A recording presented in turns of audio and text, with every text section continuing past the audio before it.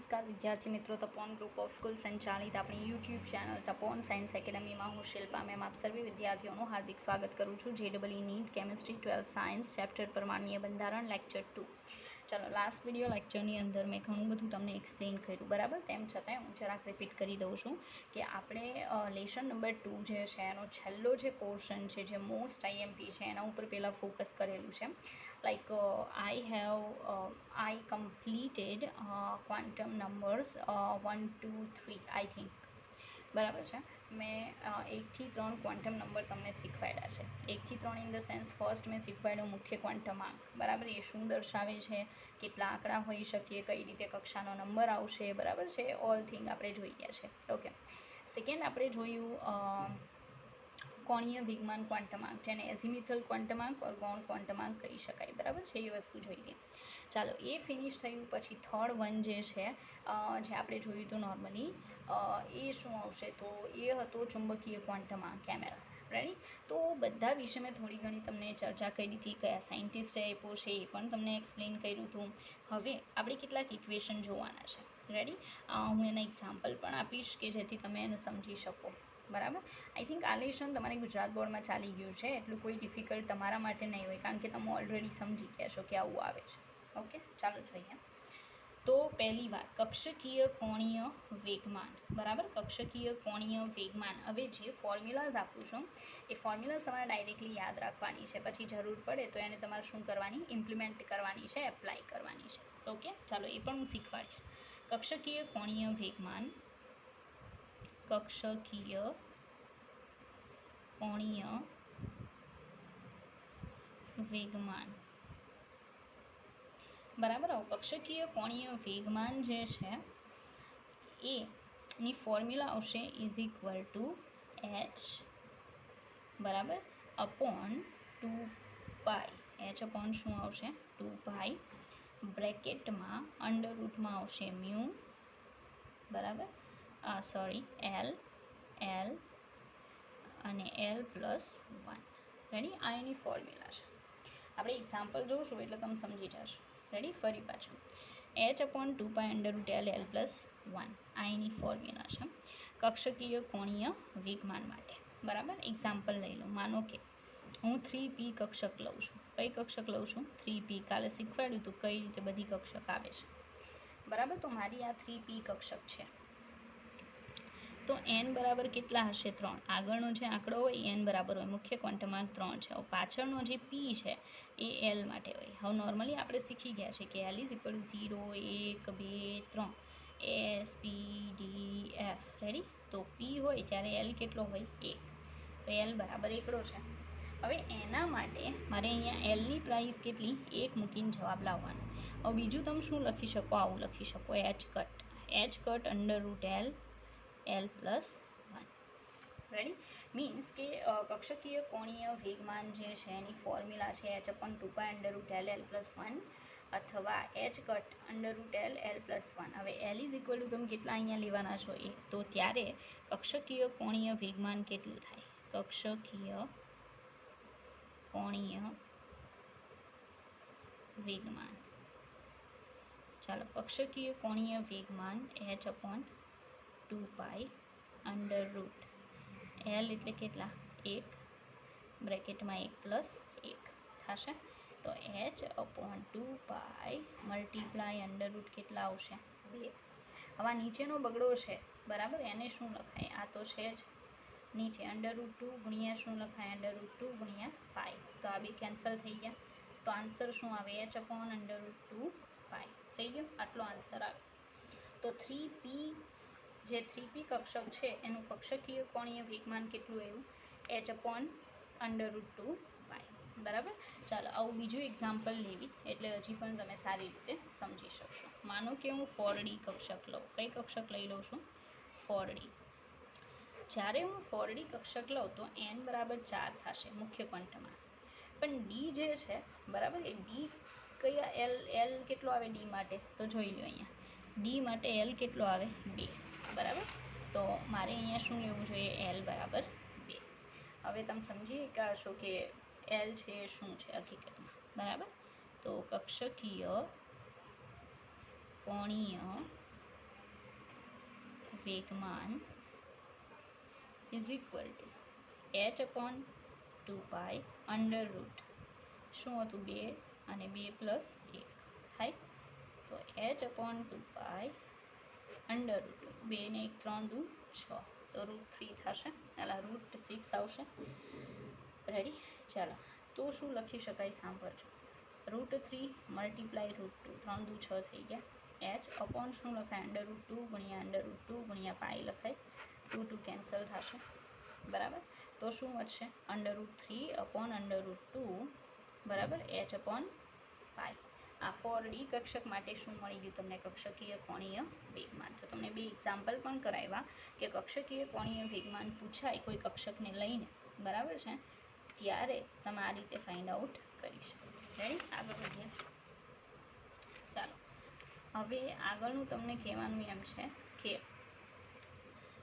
ચુંબકીય એટલે ઇલેક્ટ્રોન તરંગ વિધેય સાઈ જે છે બરાબર છે એ સાઈ આપણને ઘણું બધું કહે છે. હવે સરે તમને લેશન ચલાવ્યું જ છે તો સાઈ વિશે કીધું હશે. આ જે છે ને એને કહેવાય સાઈ. બરાબર. એ શું છે તો તરંગ વિધેય છે. શું છે તરંગ વિધેય. ક્વોન્ટમ યંત્રશાસ્ત્રની વાત છે. એટલું ટફ વસ્તુ છે કે સારા લોકો પણ સમજી નથી શકતા. એટલે તમે મગજ નહીં ચલાવો. તમને જેટલું આમાં કહેવામાં આવે એટલું યાદ રાખો. બરાબર છે. કારણ કે મેં કીધું એમ એને સમજવું ઇઝી નથી, ટફ છે. બરાબર છે. એટલે ખાલી એટલું યાદ રાખવાનું કે આ જે આપણે ત્રિશુલ જેવું દર્શાવ્યું છે એને કહેવામાં આવે છે સાઈ, જે એક પ્રકારનું શું છે તરંગ વિધેય છે. એટલે ઘણીવાર તમને શું લખીને આપશે જેનો મતલબ તમારે શું કાઢવાનું એ શીખવાડું છું. ઇનકેસ લખીને આપે સાઈ, પછી અહીંયા નીચે લખીને આપે આપણને એન, મતલબ શીખવાડું છું કે શું હોય એલ અને ml આ રીતે હોય છે. ફરી પાછું ઇલેક્ટ્રોન વિશેની બધી ઇન્ફોર્મેશન જે છે અહીંયાથી તમને કલેક્ટ થાય. કઈ રીતે તો હું એક એક્ઝામ્પલ પણ આપું. ચાલો સાઈ, પછી નીચે હું લખી દઉં 3 2 અને 0. આનો મતલબ શું કાઢશું?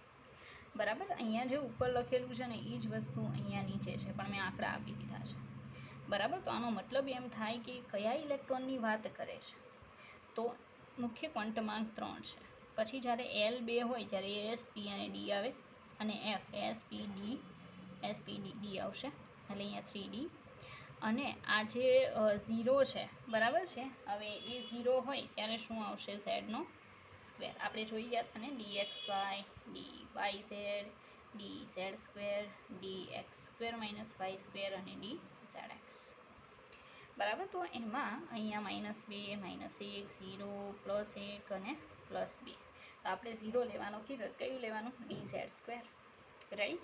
તો આજે તમે જુઓ છો ને સાઈની નીચે જે નંબર્સ આપે છે ઓર આપણને આંકડા આપે છે બરાબર, એ શું દર્શાવે છે? ઇલેક્ટ્રોન વિશેની બધી ઇન્ફોર્મેશન આપણને આપે છે કે ઇલેક્ટ્રોન જે છે બરાબર એ ઇલેક્ટ્રોન કઈ કક્ષકમાં છે, કઈ કક્ષામાં છે, સેન્ટરથી એનું ડિસ્ટન્સ કેટલું છે. આ બધી ઇન્ફોર્મેશન આપણને કોણ આપી શકે? તો સાઈ. રેડી. મતલબ સાઈ જે છે એ એવી વસ્તુ છે કે જે ઇલેક્ટ્રોન કેન્દ્રની આસપાસ કઈ રીતે ભ્રમણ કરે છે, કઈ કક્ષામાં ભ્રમણ કરે, એનર્જી કેટલી છે બરાબર, એ બધી વસ્તુ આપણને પ્રોવાઈડ કરી શકે. ચાલો તો આઈ થિંક તમે સાઈ જે છે એ સાઈ સમજી ગયા હશો. આટલું જ સમજવાનું. સાઈને બહુ ધ્યાન પર નહીં લેવો બરાબર છે, કારણ કે બહુ સમજવા જશો તો પ્રોબ્લેમ થશે. રેડી. ચાલો હવે આગળ જોઈએ. ચોથા નંબરનો ક્વોન્ટમ આંક જે આપણો બાકી હતો જેને કહેવાય spin quantum number, spin quantum આંક. હવે આ સ્પિન ક્વોન્ટમ આંક છે અને એનાથી દર્શાવાય એસ. એનાથી દર્શાવાય એસ. સીધી વાત છે. વૈજ્ઞાનિકોને પહેલાં તો એક પ્રોબ્લેમ થઈ.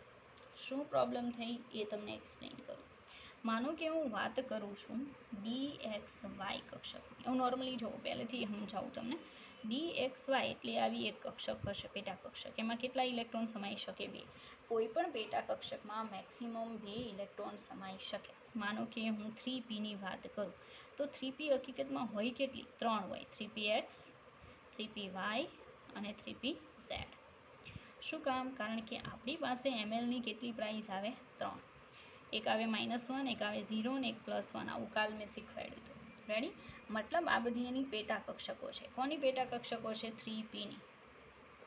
બરાબર છે. અને 3p કક્ષક એમાં આવેલી હોય n બરાબર ત્રીજા નંબરની કક્ષામાં. ત્રીજી એટલે કે એલ એમ કક્ષામાં. તો એમ નામની કક્ષા જે છે એમાં 3p કક્ષક આવેલી હોય. 3p કક્ષકની અંદર શું આવેલી હોય? px py અને pz. 3px 3py 3pz શું આવેલી હોય? પેટા કક્ષક હોય. રેડી? ચાલો હવે મારું કહેવાનું એમ છે કે એક કક્ષકમાં, એક પેટા કક્ષકમાં મહત્તમ 2 જ ઇલેક્ટ્રોન, મહત્તમ કેટલા? 2 જ ઇલેક્ટ્રોન સમાઈ શકે. રેડી? તો સીધી વાત છે કે મારી પાસે માનો કે અહીંયા કેટલી પેટા કક્ષક છે? 3. એક જ 3p કક્ષકની 3 પેટા કક્ષક છે. રેડી? હું આમ દર્શાવી શકું આ રેખાને.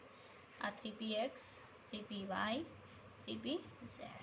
હવે એકમાં 2 સમાય તો હું 2 ઇલેક્ટ્રોન મૂકું ઉલટી સ્પિનવાળા. બરાબર છે? તો ટોટલ 3pમાં ઇલેક્ટ્રોનની સંખ્યા કેટલી થાય? 6 ઇલેક્ટ્રોન્સ થાય. રેડી? હવે કહેવાનું એમ છે, સાંભળજો, કે ઇલેક્ટ્રોન વિશે આ એન એલ એમએલ બધી ઇન્ફોર્મેશન આપી શકે, પણ ઘણીવાર પ્રોબ્લેમ થાય. ક્યારે પ્રોબ્લેમ થશે ને એ સમજાવું. ચાલો જો આને ધ્યાનમાં લ્યો. જો ભાઈ આમાં ધ્યાન આપજો, નહીં તો બધું ઉપરથી બાઉન્સ જ જાય. બરાબર છે? પણ એ ન જવું જોઈએ. એનું રીઝન છે કે તમે ગુજરાત બોર્ડમાં જોઈ ગયા છો ને, પછી હું ચલાવું છું. બરાબર? ડાયરેક્ટ હું સ્ટાર્ટ નથી કરતી. એટલે એ બાઉન્સ જવાની શક્યતાઓ 0% હોવી જોઈએ. અને જો એવું થાય છે તો સીધો મતલબ એમ છે કે તમે ગુજરાત બોર્ડમાં પ્રોપર સમજતા નથી, એટલે તમને સમસ્યા છે. ઓકે? ચાલો હવે આ 2 ઇલેક્ટ્રોન મેં ધ્યાનમાં લીધા. એના માટે મારે સાઈ એન એલ એમએલ લખવું છે. સાંભળજો. તો આ જે ઇલેક્ટ્રોન દેખાય ને પહેલો, એના માટે હું દર્શાવું. ચાલો સાઈ. એ ઇલેક્ટ્રોન માટે મુખ્ય ક્વોન્ટમ કેટલો? 3. પી કક્ષક એટલે એલ બરાબર કેટલા? 1. હવે 3pz એટલે કેટલા આવશે? -1 થાય. સોરી +1 થશે. ચાલો એ દર્શાવી દીધું. હવે આ બીજો જે ઇલેક્ટ્રોન દેખાય એની કક્ષકમાં, પેટા કક્ષકમાં, એના માટે લખવું છે. તો સાઈ મુખ્ય ક્વોન્ટમાં 3, પી છે એટલે 1, ઇનીજમાં એટલે 1. તો આ 2 વચ્ચે ડિફરન્સ શું રહ્યો? હવે જ્યારે પણ આપણને કહેવામાં આવે કે 3p કક્ષકનો, 3pz કક્ષકનો ઇલેક્ટ્રોન, એટલે તમે કયો કન્સિડર કરશો? પાછળવાળો કે આગળવાળો?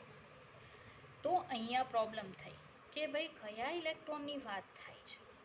બરાબર છે? કારણ કે બંને માટે આ 3 વસ્તુ સેમ આવે છે.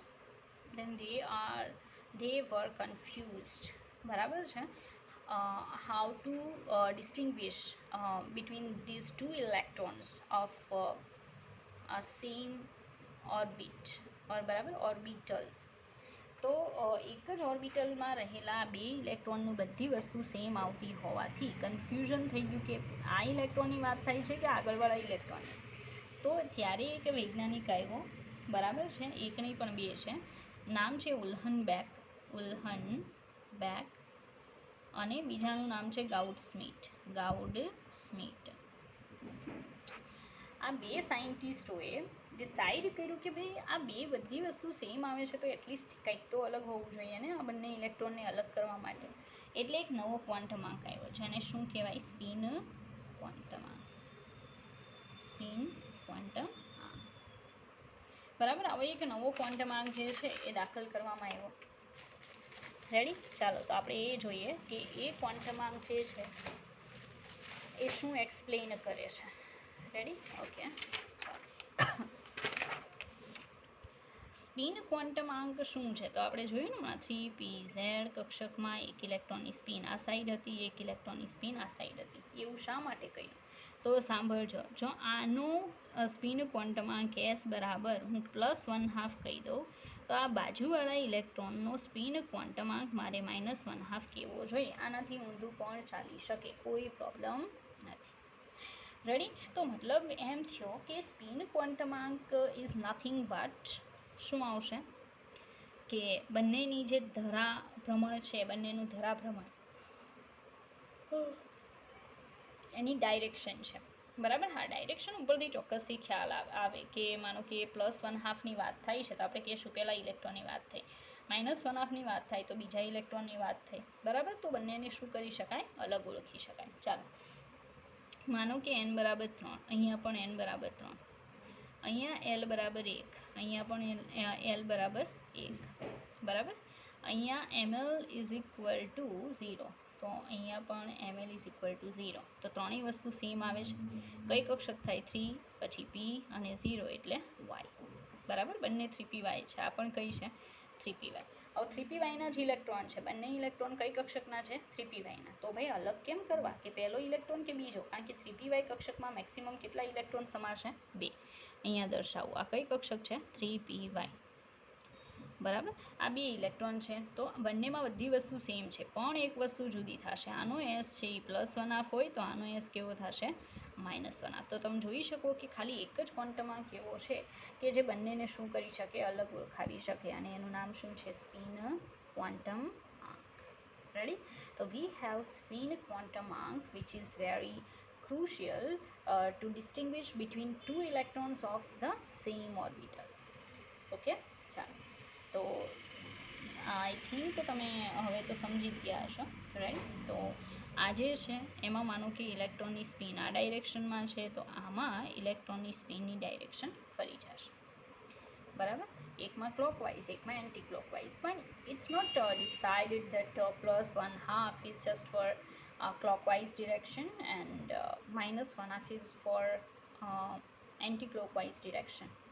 It's you can choose any of them, બરાબર. તમે +1/2 છે એન્ટી ક્લોકવાઇઝ માટે લ્યો, તો -1/2 ક્લોકવાઇઝ માટે લેવાનું. રેડી? કંઈ પણ ચાલી શકે, પણ મતલબ 2 અલગ આવશે.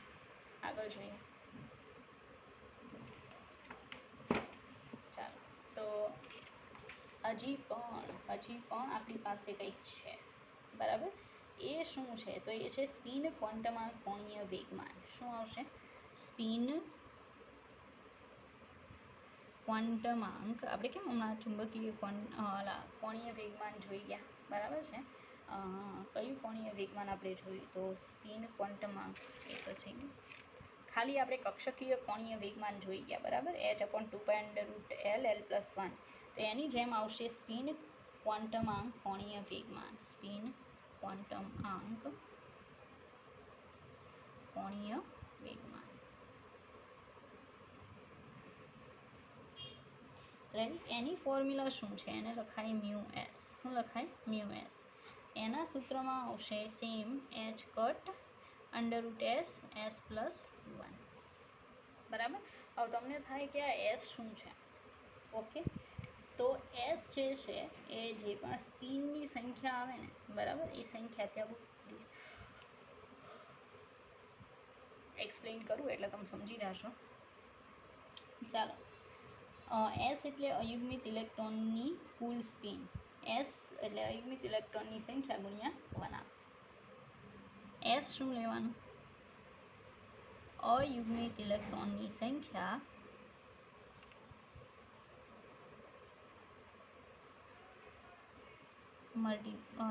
ગુણ્યા 1/2. મીન્સ કે અયુગ્મિત ઇલેક્ટ્રોન જેટલા પણ તમને જોવા મળે એની સંખ્યા એને ગુણ્યા કેટલા કરી દેવાના? 1/2 કરી દેવાના. રેડી? એટલે એ અહીંયા એસ બરાબર તમે મૂકી શકો. ઓકે, ચાલો આપણે એક્ઝામ્પલ લઈએ. માનો કે મારી પાસે નાઇટ્રોજન છે. નાઇટ્રોજનનો પરમાણુ ક્રમાંક કેટલો? 7 છે. આ બધાને ખબર છે. તો આની ઇલેક્ટ્રોન રચના શું લખાય? 1s2, 2s2 અને શું લખાય? 2p3. થાય ટોટલ 7 ઇલેક્ટ્રોન કરવાના છે. થઈ ગયા? મતલબ હું અહીંયા શું લખીશ? આ 1sમાં કેટલા? 2 ઇલેક્ટ્રોન. તો આમાં અયુગ્મિત ઇલેક્ટ્રોન 0. અયુગ્મિત ઇલેક્ટ્રોન ઇઝ ઇક્વલ ટુ 0. અયુગ્મિત ઇલેક્ટ્રોન મતલબ સિંગલ ઇલેક્ટ્રોન. તો આમાં તો 2 ઇલેક્ટ્રોન છે એટલે 0. પછી 2s2 એટલે 2 ઇલેક્ટ્રોન. તો આમાં પણ અયુગ્મિત ઇલેક્ટ્રોન ઇઝ ઇક્વલ ટુ 0, કારણ કે એમાંય 2 ઇલેક્ટ્રોન છે. અયુગ્મિત એટલે સિંગલ લેવાના, બરાબર. ચાલો, પછી 3p લો. હવે 3p છે એમાં 1 1 અને 1. ચાલો, તો આમાં તમે જોઈ શકો અયુગ્મિત ઇલેક્ટ્રોનની સંખ્યા કેટલી આવી? 3. ઓકે, તો અયુગ્મિત ઇલેક્ટ્રોન બરાબર કેટલા આવ્યા? 3 થાય. તો આ સૂત્રની મદદથી શું ગોતી લઈએ આપણે? એસ. અયુગ્મિત ઇલેક્ટ્રોનની સંખ્યા 3 ગુણ્યા 1/2 એટલે 3/2. તો એસ બરાબર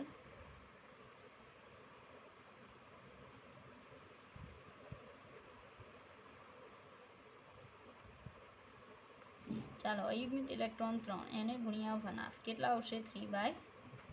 તો હજી તો આપણને એસ મળ્યો ને, બરાબર. એ એસને આ ઇક્વેશનમાં એપ્લાય કરવાનો છે. પછી જે પ્રાઇસ મળે એ આપણી ફાઇનલ પ્રાઇસ રહેશે મ્યુ એસ, બરાબર. ચાલો જોઈએ. માટે mu S is equal two h/2 under route શું આવશે? તો એસ કેટલો આવ્યો? 3/2 પ્લસ 1 l પ્લસ 1. રેડી? અહીંયા આપણે જોયું ને ઇક્વેશન, બરાબર. Under route S plus 1. Okay, ચાલો પછી હજી આગળ વધીએ. તો હવે શું આવશે? અંદર જે છે એને આપણે સાદુરૂપ આપીએ એટલે આપણને ખ્યાલ આવશે.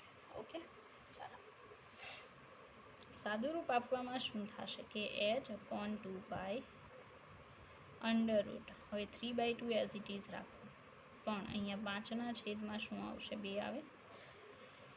હવે એનું મલ્ટીપ્લાય કરી દઈએ તો h/2 under route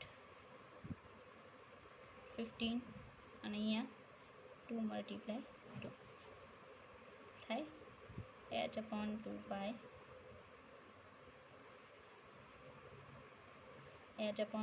multiply under root 5 multiply under root 3 divided by કેટલા આવશે? 2. રેડી?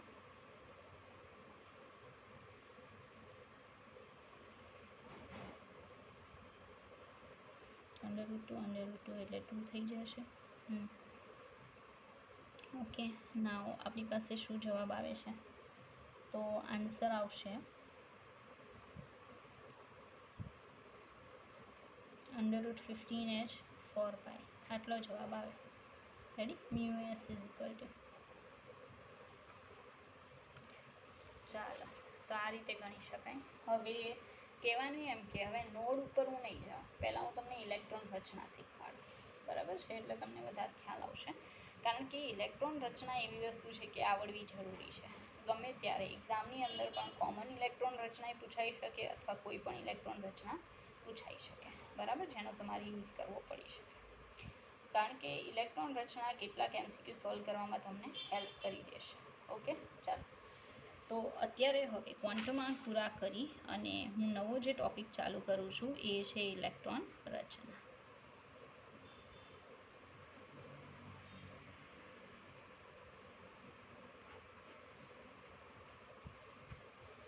બરાબર, ચાલો. હવે ઇલેક્ટ્રોન રચનાની વાત કરું તો કઈ રીતે આવશે? તો 1s 2s 3s 4s 5s 6s 7s અને 8s. Ready? 2p 3p 4p 5p 6p 7p 3d 4d 5d 6d 4f અને 5f. બરાબર, આ રીતે દર્શાવવાનું છે.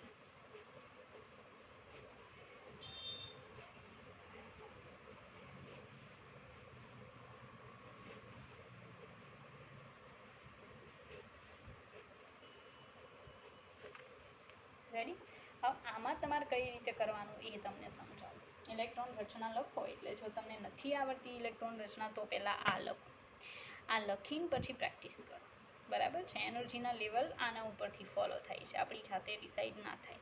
ચાલો, તો મારું કહેવાનું એમ છે અહીંયાથી જવાનું, પછી અહીંથી ટપીને આમાં નહીં આવવાનું, અહીંથી પહેલાં પાછું વળવાનું અને પછી પાછું આમાં જવાનું.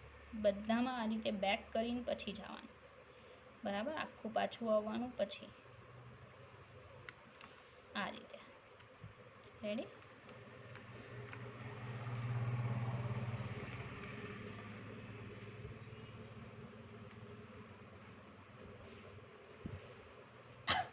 ઓકે, તો આવી આખી તમે જોઈ શકો રચના બને છે. હું તમને લખતા શીખવાડું, બરાબર, કે કઈ રીતે લખાય. તો આ ચાર્ટ જો છે તમને આવડતો હોય, લાઈન જે છે એ કાંઈ એટલી ડિફિકલ્ટ નથી. મેં તમને હમણાં સામે ડ્રો કરીને બતાવી, બરાબર. ચાલો, માનો કે હું કોના માટે લખું છું? પહેલાં હાઇડ્રોજન માટે. હાઇડ્રોજનનો પરમાણુ ક્રમાંક. રેડી? હાઇડ્રોજનનો પરમાણુ ક્રમાંક 1 મતલબ એમાં કેટલા ઇલેક્ટ્રોન છે? એક. અહીંયાથી સ્ટાર્ટ કરવાનું, પહેલાં અહીંથી જવાનું. કઈ કક્ષક આવી? 1s. તો 1s કેટલા આવે? 1.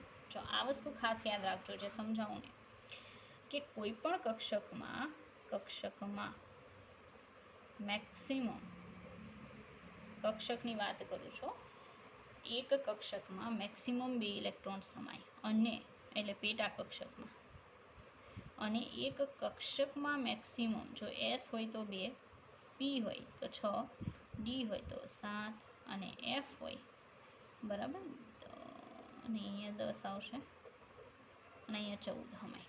આટલા ઇલેક્ટ્રોન સમાઈ શકે ટોટલી. હવે હાઇડ્રોજનની વાત કરું તો એક જ ઇલેક્ટ્રોન છે, એટલે પહેલા નંબરની કક્ષક જે છે પેટા કક્ષક, એમાં 1s1 થશે, એ ઇલેક્ટ્રોન સમાન.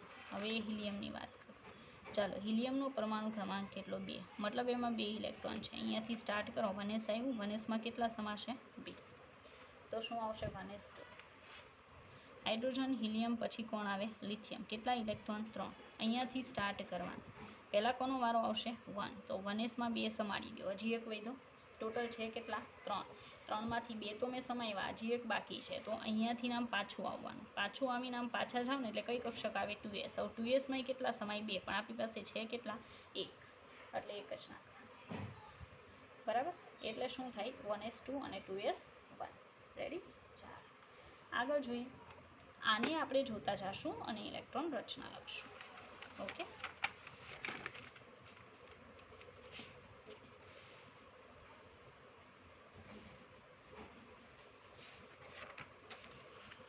ઓકે, ચાલો.